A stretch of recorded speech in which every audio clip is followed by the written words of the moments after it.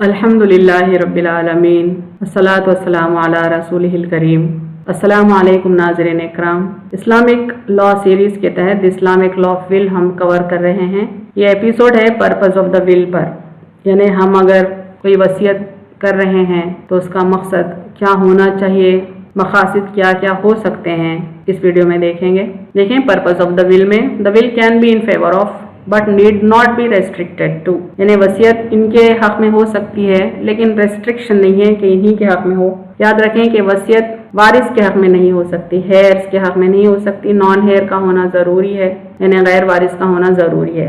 गैर वारिस एक शर्त है और ये प्रियोरिटीज़ हैं जिनकी लिस्ट दी गई है। पहला है द पुअर और द कम्युनिटी ऑफ पुअर, यानी गरीब तबके की मदद कर सकते हैं। उसके लिए शर्त नहीं कि वो गरीब लोग मुसलमान हो, गैर मुस्लिम गरीब तबके की भी मदद हम विल के ज़रिए कर सकते हैं। द मॉस्क्स, यानी मसाजिद की तामीर वगैरह में, उनके क़ायम करने में मदद कर सकते हैं विल के ज़रिए। इन द वे ऑफ अल्लाह, यानी अल्लाह के रास्ते में अल्लाह की रज़ा के लिए वसीयत कर सकते हैं, कोई अच्छा काम कर सकते हैं। टू स्प्रेड द गुड और फॉर सम गुड कॉज, यानी नेकी और भलाई फैलाने में अच्छे मकसद के लिए। टू प्रोपगेट इस्लाम, इस्लाम की तबलीग के लिए। For the needy orphans, widows, neighbours and disabled, यानी ज़रूरतमंद यतीमों के हक़ में, बेवाओं के हक़ में, ज़रूरतमंद पड़ोसियों के हक़ में, या जो हैंडीकैप्ड हैं, डिसेबल्ड हैं, ज़रूरतमंद लोग, उनके हक़ में हम वसीयत कर सकते हैं।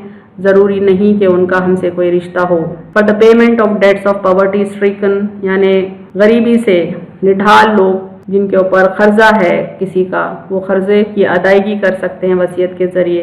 And under civilised people etcetera, यानी ऐसे लोग जिनकी तालीम कम है, जो समाज के गरीब तबकों में शुमार होते हैं, वैसे लोगों के कर्जे की अदायगी वगैरह या किसी किस्म की मदद उनकी की जा सकती है वसीयत के ज़रिए, यानी विल उनके फेवर में करके।